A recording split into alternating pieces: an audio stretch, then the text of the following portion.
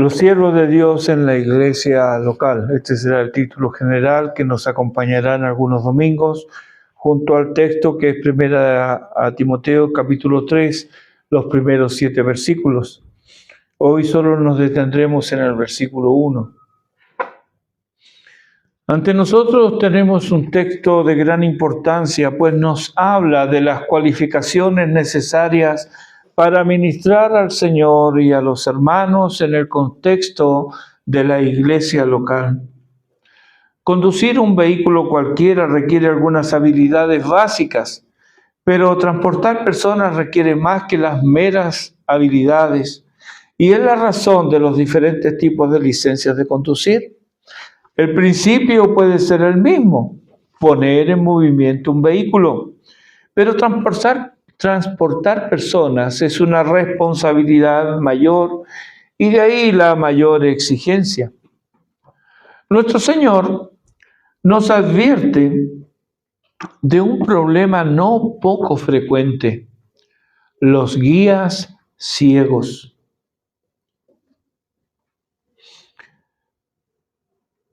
Pensando en esto, ¿cómo sabe el ciego si el que lo guía también es ciego? Perdón por lo obvio, pero el ciego no ve. Y por lo tanto, él no sabe si quien lo guía ve. Asume que ve, porque lo guía, pero no lo sabe con certeza, hasta que ambos caen al hoyo. Ahí le queda claro: el que me guía está ciego, igual que yo. Eso eran los fariseos. Eran guías ciegos y se ofendían fácilmente cuando eran confrontados. Ellos dominaban las sinagogas, que eran lugares donde no solo se iba a aprender, sino que también se estrechaban lazos sociales. Tal era el poder que ellos tenían que podían expulsar a alguien de la sinagoga por el solo hecho de contradecirlos. Así le pasó al ex ciego ahí en Juan 9:34. Cuando lo interrogaron, dice: mire, si es pecador, yo no lo sé. Lo que yo sé es que yo antes era ciego y ahora veo. Que quieren ustedes hacerse sus discípulos. Dice, ahí no hay cómo escapar de una nota de humor que pone ahí el ciego, o que la pone Lucas. Pero hay humor en el Nuevo Testamento. Ellos eran admirados por pocos, pero eran temidos por muchos, los fariseos. Y ante la preocupación de los discípulos por el enojo de ellos, Jesús les dice: dejadlos. Son ciegos, guías de ciegos. Y si el ciego guiare al ciego, ambos caerán al hoyo. Mateo 15:4. La fe cristiana se extendió entre los judíos. Hechos capítulo 2. Y vemos a Pablo, un ex fariseo, fanático y cruel, convertido al evangelio, dirigirse en cada ciudad a la sinagoga local. La recepción del mensajero y del mensaje fue dispar. Lo oían, pues así se hacía normalmente con los rabinos visitantes, y más si iban acompañados de alguna reputación intelectual. Y Pablo descollaba en conocimiento. Como pocos podían exhibir, él había estudiado a los pies del mismísimo sabio Rabino Gamaliel. Nos dice el mismo Pablo en Hechos 22:3. Y además, él era oriundo de Tarso, que al decir de Estrabón en el siglo I después de Cristo, este fue un geógrafo griego, él señaló que la gente de Tarso sentía un extraordinario interés, una verdadera avidez por la cultura. De ahí era Pablo. ¿Cómo no iban a oír a un erudito tan extraordinario? Pero ocurría que tras el impacto favorable inicial, No faltaban los que se oponían al mensaje, o porque el mensaje los ofendía, lo puedes ver en Hechos 18, o porque envidiaban la recepción del mensaje que entregaban, lo puedes ver en Hechos 17:5, por celos ellos se opusieron. ¿Cómo es posible? Nosotros llevamos años aquí y miren los poquitos que somos y viene este y no da abasto el lugar. Envidia, celos. Así todo, muchos creyeron las buenas nuevas y mensajeros y convertidos fueron expulsados de la sinagoga. Lo puedes leer en Hechos 18:7 y en Hechos 19:9. Fue así que comenzaron a reunirse en casas particulares, lo suficientemente grandes como para albergar a los que creían. Así tenemos el hogar de Aquila y Priscila, ahí en 1 Corintios 16:19. El hogar de Filemón, el hogar de Gallo en Romanos 16:23, entre otros, porque se mencionan otros. Estas congregaciones no maduraron al mismo tiempo. Les sucede lo mismo que a los hombres. Algunos maduran antes, otros maduran después, y los hay que no maduran nunca. Y aunque nos cueste admitirlo, el crecimiento numérico no es madurez. Tampoco el tiempo es indicativo de madurez, ni quienes son enseñadores son garantía que los enseñados tomarán sobre sí las responsabilidades propias de la madurez. El crecimiento numérico no es madurez. En Hechos 18:10, el mismo Señor le dice a Pablo en visión: Pablo, no temas, sino habla y no calles, porque yo tengo mucho pueblo en esta ciudad. Eso era en Corinto. La congregación creció, mas no así su madurez. Evidencia suficiente de esto son los problemas que Pablo atiende en sus cartas a los corintios. Problemas que se hicieron endémicos de Corinto, puesto que décadas después de la partida de Pablo, de la muerte de Pablo, y a fines del siglo I, Clemente de Roma les escribe una epístola en la que vuelve a mencionar los mismos problemas que ataca Pablo en sus epístolas. El tiempo tampoco es indicativo de madurez. En Éfeso, ahí en Hechos 19, puede leerlo, habían discípulos con ideas extrañas. Y aún Apolos, vehemente y de gran oratoria, tuvo que ser encaminado más exactamente a la fe. Un conocimiento parcial de la fe indica inmadurez. Los enseñadores tampoco garantizan la madurez de los enseñados. Corinto tuvo como pastores a Pablo y luego a Timoteo. Con todo, persistió en su inmadurez espiritual, evidenciando problemas infantiles y una ausencia de liderazgo fuerte y firme. ¿Por qué todo esto es importante a la luz de los textos que vamos a considerar? Por la sencilla razón que el liderazgo debe salir de la propia congregación. Y si ésta no crece espiritualmente, no madura, no por llenar un lugar vacante se pondrá en él a un irresponsable, a un inmaduro, o como lo dice Pablo a Timoteo, no un neófito.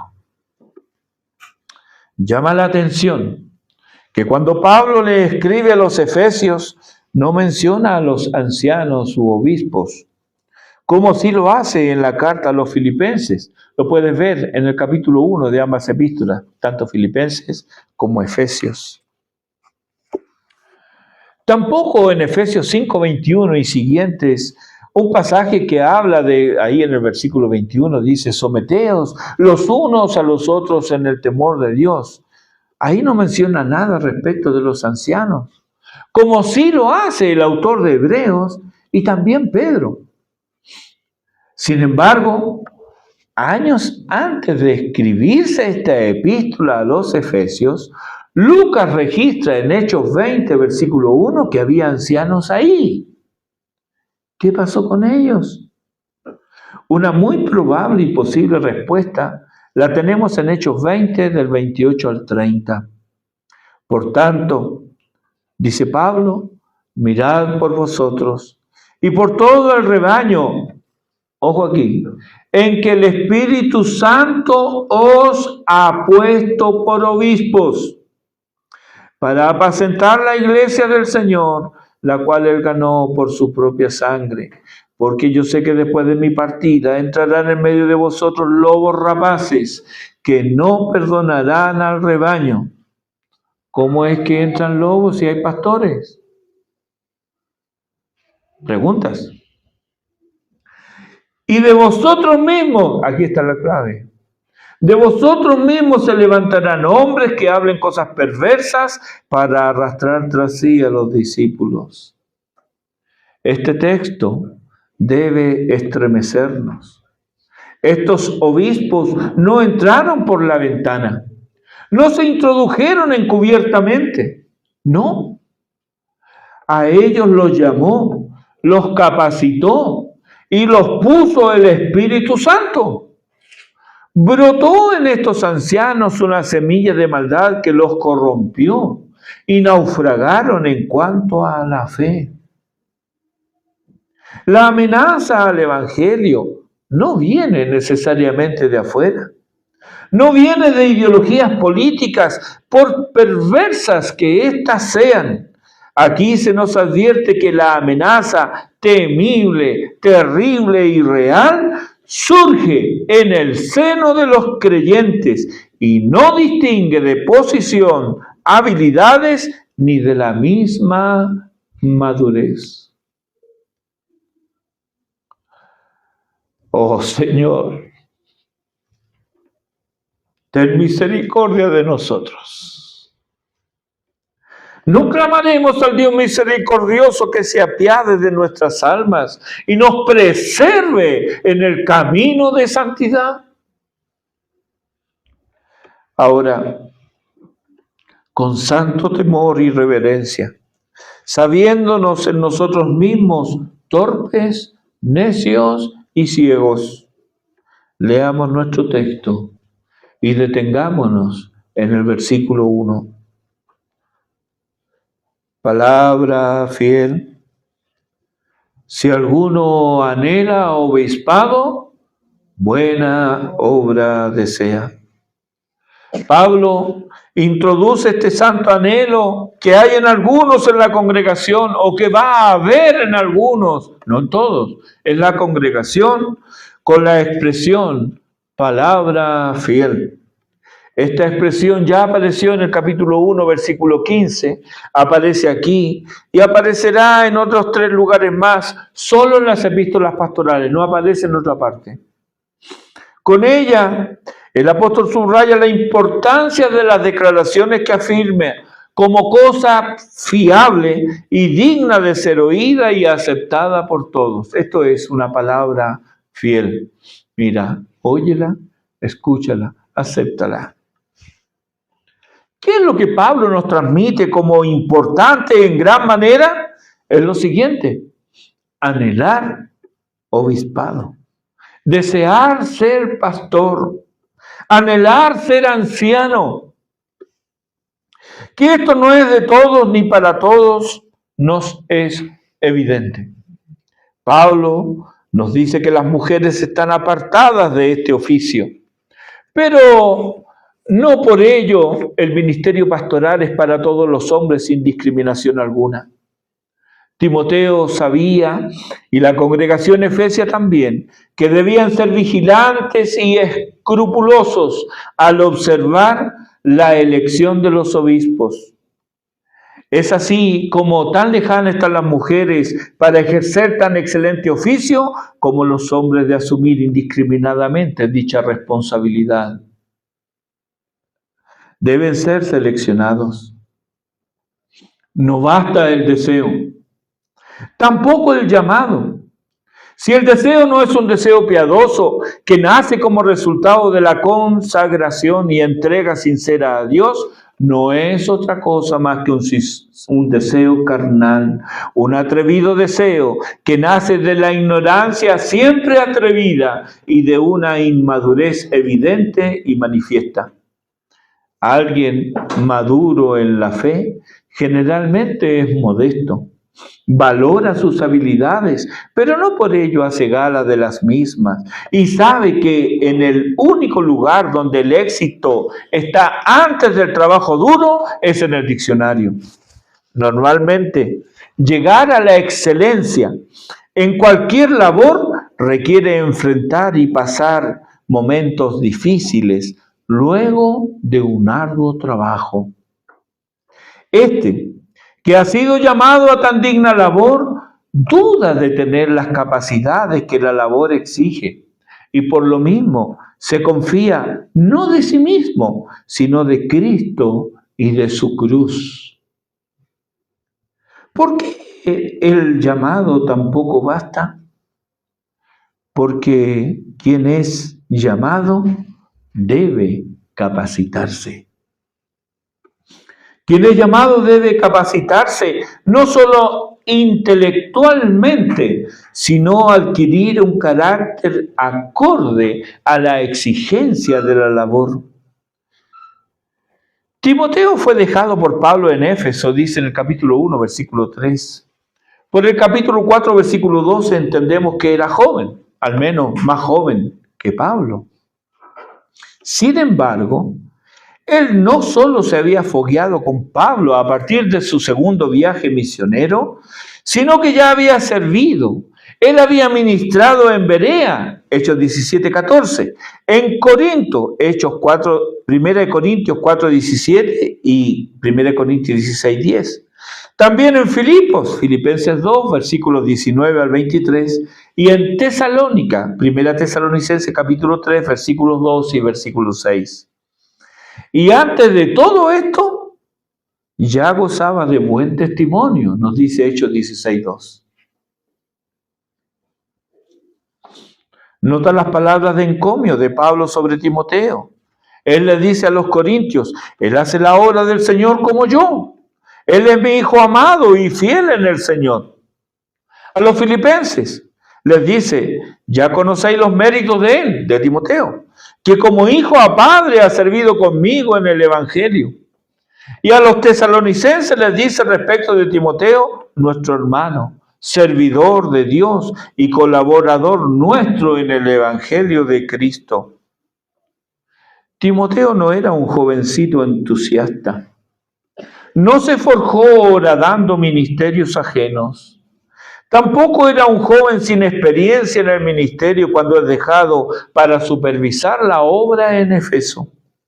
Él no era la sombra de Pablo. Pablo da testimonio de él diciendo que tiene méritos propios y un conocimiento de la palabra de Dios evidente y apreciable por todos. Así que aquellos que apelan a Timoteo para justificar su llamamiento, asegúrense de tener no solo la juventud de Timoteo, sino también sus méritos. Esto es, servicio fiel y abnegado, perseverancia en la dificultad, un conocimiento escritural verificable y carácter acorde a la labor a realizar. Hemos hablado de este santo anhelo. Veamos ahora lo que se desea y las implicaciones que conlleva. Quien anhela obispado, buena obra desea. La palabra traducida por obra significa, según el diccionario Bain, trabajo, empleo, tarea, obra. Para hacernos una mejor idea, veamos dos textos de Juan donde aparece esta palabra. En Juan 4:34, Jesús les dijo, mi comida es que haga la voluntad del que me envió y que acabe su obra. En Juan 17:4, el Señor ora y dice, yo te he glorificado en la tierra, he acabado la obra que me diste que hiciese. La tarea, la obra. La obra que el Padre le dio para hacer al Hijo no era de algunos días en particular, ni tampoco de un horario determinado. La obra incluía negarse a sí mismo. En oportunidades negarse el alimento o el descanso, amén de otras negaciones de cosas o de relaciones lícitas a los demás hombres. Ciertamente, la gran obra de redención de los hombres demandaba por completo la totalidad de la vida del Hijo de Dios. Él se dio a sí mismo, nos dice Pablo en muchos lugares. Nosotros no somos redentores. Por muy salvador que se llame algún obispo, algún anciano o pastor, no puede redimir a nadie. Sin embargo, quien anhela el obispado, anhela servir a su Señor, con su Señor, a los hermanos, con sus hermanos. Y esta no es tarea de lunes a viernes en horario de oficina. Tampoco es pararse en el púlpito cada domingo. Tal vez esto lleve a tantos a la confusión y al deseo carnal de ocupar una posición visible en la congregación. Efesios 4:11 dice que el Señor Jesucristo dio los pastores y maestros en el versículo 12 del capítulo 4 de Efesios, a fin de perfeccionar, equipar a los santos para la obra del ministerio, para la edificación del cuerpo de Cristo. Entonces, es necesario ver primero cómo y cuál es la naturaleza del trabajo que se anhela, pues no es tan extraño encontrar, aún en el pastorado, tanto como en otros trabajos, la expresión de desencantados que, roto el hechizo del romanticismo idealista, deben enfrentar la realidad diciendo: no es lo que esperaba, no es como me lo imaginé. Hace muchos años atrás, el nieto de un pastor en Buenos Aires, el pastor me contaba que su nieto le había dicho: tata, yo ya no quiero ser pastor. Era niño. Y le dijo: pero, ¿por qué? Le dijo: ¿por qué no quiere ser pastor? No, le dijo, era mucho quilombo. Al niño ya se había dado cuenta que no era cosa sencilla. ¿Cuál es la tarea a la que se llama a un obispo, pastor o anciano? Veamos algunos textos. Aquí mismo, en el capítulo 1, versículo 3, dice: para que mandaseis a algunos que no enseñan diferente doctrina. Timoteo debía conocer la doctrina para detectar la falsa enseñanza y además tener la habilidad para refutarla convincentemente. Algo que a menudo se pasa por alto es que quienes enseñan están en posición de liderazgo. Timoteo debía confrontarlos, tal como Pablo ya lo había hecho ahí mismo con Himeneo y Alejandro. Lea los versículos 19 y 20 del capítulo 1. Otra cosa a tener en cuenta es que quienes se oponen nunca son humildes, aunque aparentan serlo, y tampoco son enseñables.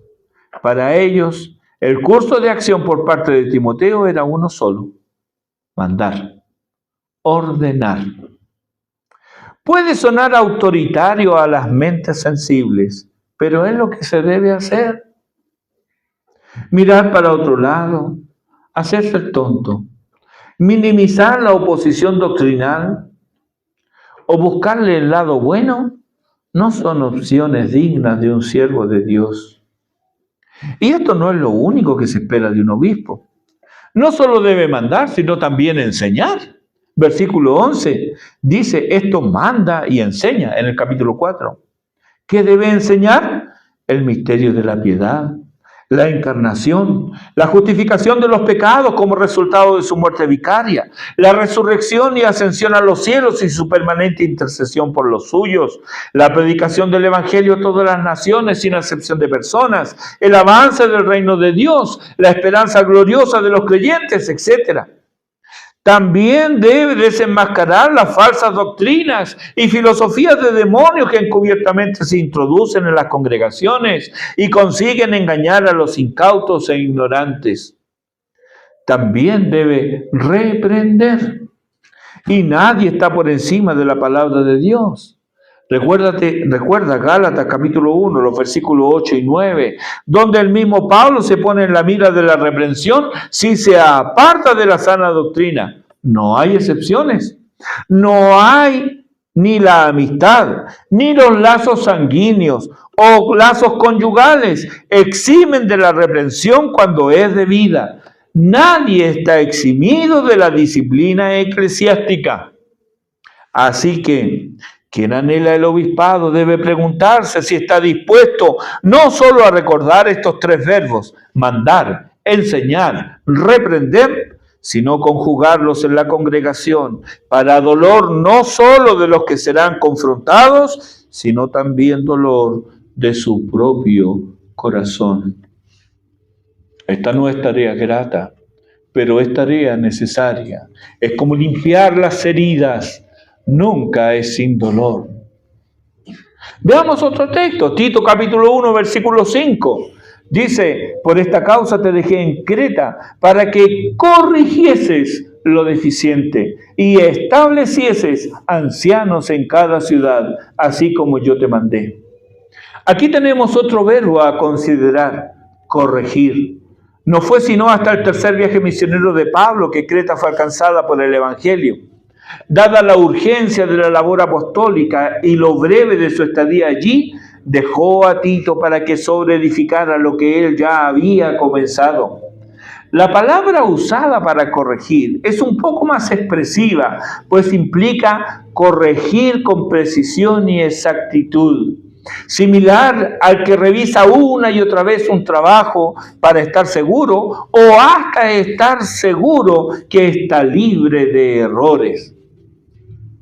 Este corregir evidentemente se relaciona con las conductas reprochables de los cretenses. El encargo no es halagüeño y cumplirlo no será sin conflicto, pero debía hacerse. Las palabras de Pablo nos suenan duras y faltas de amor. ¿No será que hoy nos hemos convertido en una sombra de lo que las Escrituras consideran a un varón de verdad? La generación de cristal del presente siglo malo no tolera, no acepta ni permite este trato sin resquebrajarse. Y este sentir ha hecho mella en las congregaciones.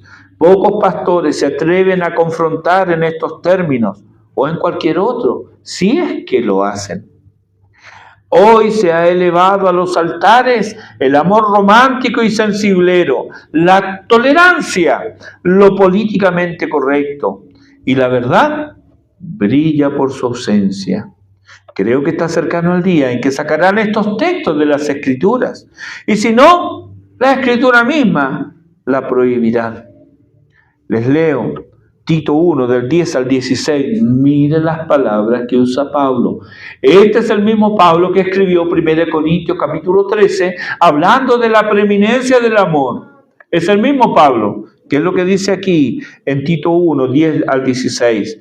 Porque aún hay muchos contumaces, habladores de vanidades y engañadores, mayormente los de la circuncisión, a los cuales es preciso tapar la boca, que trastornan casas enteras, enseñando por ganancia deshonesta lo que no conviene. Uno de ellos, su propio profeta, dijo: los cretenses, siempre mentirosos, malas bestias, glotones ociosos. Esto lo dijo Epiménides en el siglo VI a.C., es lo que está citando Pablo. Este testimonio es verdadero, por tanto, repréndelos duramente para que sean sanos en la fe, no atendiendo a fábulas judaicas ni a mandamientos de hombres que se apartan de la verdad. Todas las cosas son puras para los puros, mas para los corrompidos e incrédulos nada les es puro, pues hasta su mente y su conciencia están corrompidas. Profesan conocer a Dios, pero con los hechos lo niegan, siendo abominables y rebeldes, reprobados en cuanto a toda buena obra. Aquí tienes el contexto de parte de lo que debía corregir Tito. Con estas personas él tenía que luchar. ¿Sería fácil? ¿Sería agradable cumplir la labor? ¿Qué crees? Él no solo debía corregir, también debía enseñar. Capítulo 2, versículo 1 de Tito dice, tú habla lo que está de acuerdo con la sana doctrina.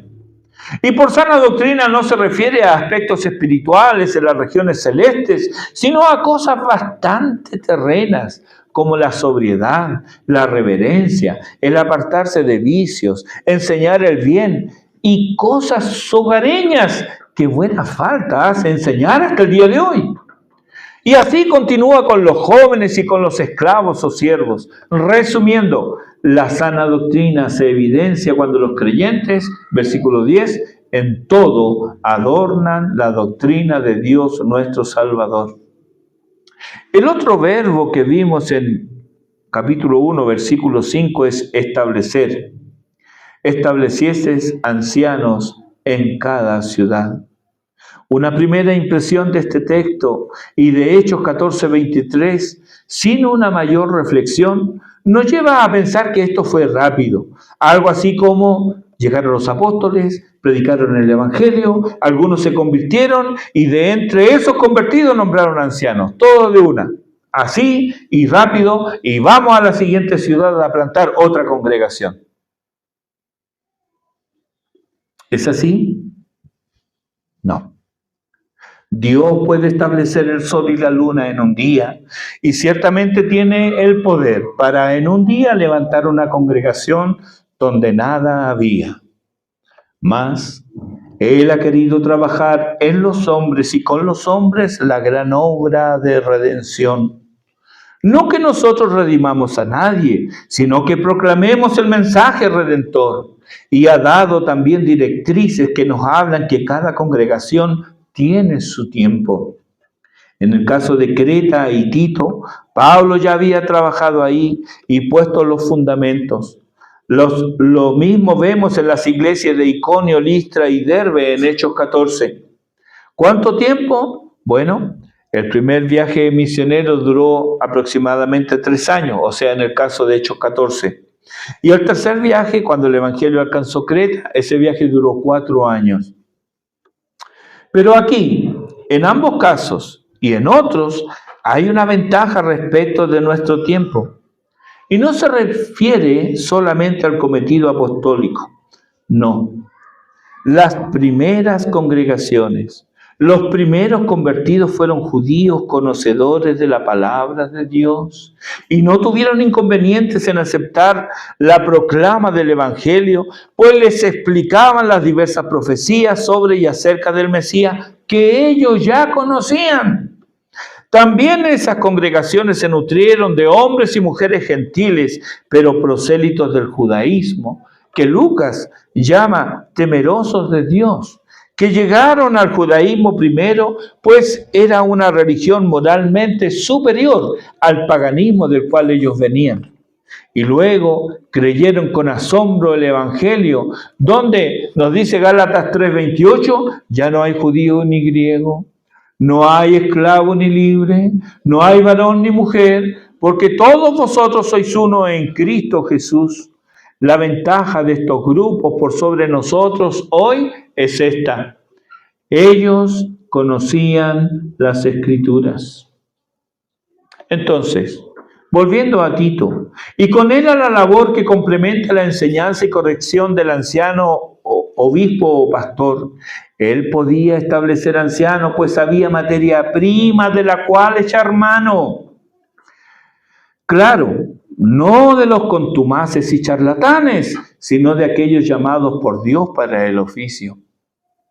Recordemos el propósito por el cual Dios ordenó que su iglesia fuera dirigida por alguno de los hombres especiales a los que Él llama y las congregaciones reconocen, los obispos, pastores o ancianos. Efesios 4:12, a fin de perfeccionar a los santos, equipar a los santos para la obra del ministerio, para la edificación del cuerpo de Cristo. En parte, hermanos, hemos visto algo de lo que se espera debe hacer el pastor. Estas y otras tareas no menos demandantes espera que lleve a cabo y debe cumplir su ministerio. No es un superhombre, tampoco un ángel. Es un hombre caído pero redimido, con pasiones que subyugar y una naturaleza pecaminosa que amortiguar. Es un hombre necesitado de la gracia de Dios y de las oraciones de los santos. Es un hombre que necesita ayuda, la ayuda de Dios, de su esposa y de sus hermanos. Es un hombre que se desgasta de día en día y que es el objeto favorito de los ataques del diablo y de sus adláteres. Es un hombre sujeto a tentaciones intelectuales y sensuales, alguien que es tentado a jactarse cuando el sol brilla en plenitud y a deprimirse hasta el sepulcro cuando no salen las cosas como se espera. Un hombre que experimentará el fracaso, la decepción, la desilusión, la traición, la inquina, la murmuración, difamación, calumnia y las burlas. ¿Anhelas todavía obispado? ¿Sabe qué es increíble? Que a pesar de esto, sin embargo, aquellos a quienes Dios llama a esta santa labor, lo siguen queriendo, lo siguen deseando. Para el mundo son necios, pero ellos desean quemarse en el servicio a su Rey. Ellos experimentarán la mano amiga en el hombro, el abrazo fraterno y la gratitud del doliente ante el duelo y el desastre. Verá vidas cambiadas, transformadas por el poder de Dios. Jóvenes medrosos que por la palabra predicada se volverán hombres varoniles. Mujeres disminuidas por el sufrimiento, que al conocer a Cristo se cobijarán a su sombra en las inclemencias y serán fuertes y valerosas para proclamar a su Rey y Señor con su palabra y con sus vidas. Como pastor, puedo ver a diario la fidelidad de Dios a pesar de mis limitaciones sin número. También puedo ver el poder del Evangelio obrando en la vida de incrédulos y de santos en construcción. Puedo ver la transformación espiritual de patitos feos en hermosos cisnes que adornan la doctrina de nuestro gran Dios y Salvador Jesucristo. Puedo ver rostros rejuvenecidos, rostros que eran opacos y apagados por el pecado y que ahora, con la liberación del Evangelio, lucen lozanos, relucientes, radiantes y llenos de vida. Y aquí es donde el pastor se enfrenta a una disyuntiva que muy bien lo expresó el apóstol Pablo en sus días. Lo tienes ahí en Filemón capítulo 1. Filipenses capítulo 1, versículos 21 al 24. Pablo dice, porque para mí el vivir es Cristo y el morir es ganancia. Mas si el vivir en la carne resulta para mí en beneficio de la obra, no sé entonces qué escoger, porque de ambas cosas estoy puesto en estrecho, teniendo deseo de partir y estar con Cristo, lo cual es muchísimo mejor, pero quedar en la carne es más necesario por causa de vosotros. Hermanos, oremos para que Dios supla a su iglesia de pastores conforme al corazón de Dios, de hombres que amen la obra de Dios, que amen a sus hermanos, que amen la palabra de Dios. De nuestras oraciones esto depende. Oremos.